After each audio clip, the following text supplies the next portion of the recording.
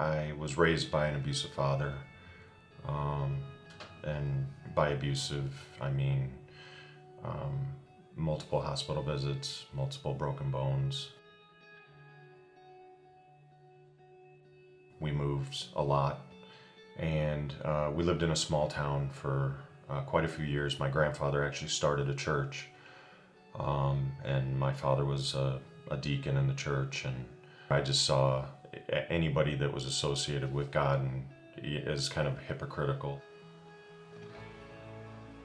I kind of went just off the rails. I didn't really care about anybody, least of all myself, because you just feel like you're worthless, and you kind of grow up believing that for most of my life, actually.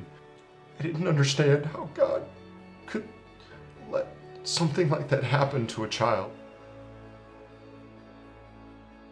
Trey is pretty much non-existent raising our children. We had a really bad temper, but not towards our children.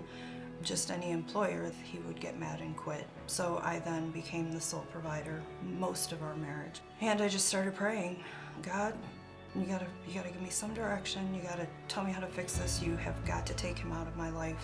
I can't do this anymore. That was a turning point for me. Over time, I opened up more and more. There was something still right about church. I just couldn't reconcile what it was for me. And one day we were driving to Longmont, and we drove by Trailhead Cafe. She looked it up and she's like, well, it's a church. She's like, you want, we'll try it.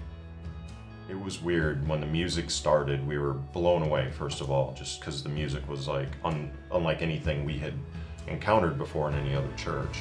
Got to the message, and the message spoke to both of us.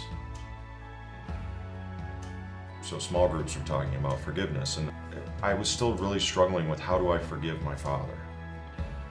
The dynamics of the group were not what I expected, but this group just like truly embraced us. Maybe I didn't realize it at the time, but I just didn't see how anybody could like me, love me. But these people just, it didn't matter. It didn't matter to them. I'm on a path, and I don't know where it's going to take me, but if I had to go through what I went through and I'm able to help even one person, I'm good with that now.